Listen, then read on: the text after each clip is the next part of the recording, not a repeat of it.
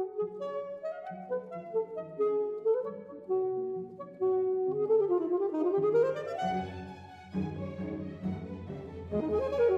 Mystery of the Enigma features music actually from both sides of the English Channel.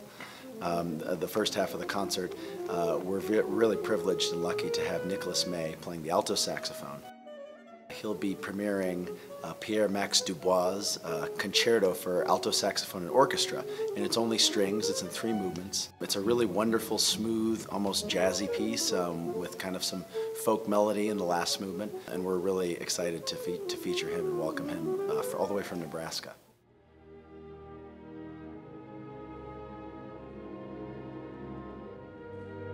Edward Elgar is an incredibly prominent and successful English composer.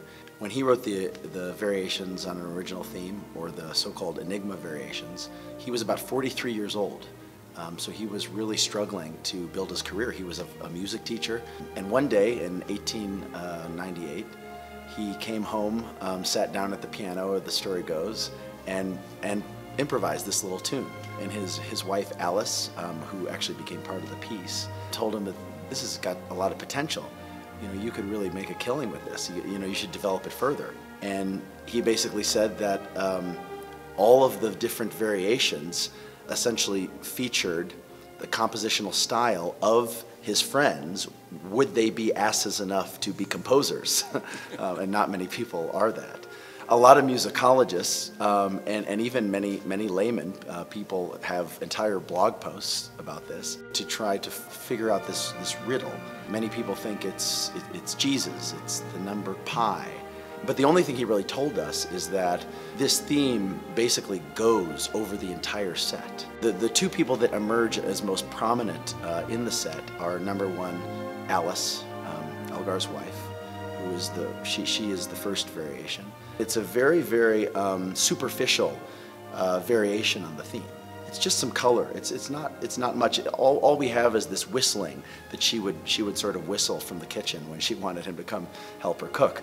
The most important character to emerge from the set is at the climax of the set, which is Augustus Jaeger. This was a very good friend of Elgar's, a German. The famous Nimrod variation is supposedly inspired by a conversation that Edward and Augustus Jaeger had over Beethoven piano sonatas, over the slow movements of some Beethoven piano sonatas. So if you ever want to sort of rate your friends, a great way to do it is to write a theme and variations and give away who your best friend is. The beginning of the Pomp and Circumstance March number 1, people might not recognize, but when we get into the trio, you get the very famous graduation march music that is essentially played at every high school graduation in America. And this all started in 1905, actually, when Edward Elgar was given an honorary doctorate at Yale University. And at this ceremony, they performed this trio from his march. So it caught on. And normally you don't hear this entire march of the Pomp and Circumstance number 1, and so we're really excited to perform it.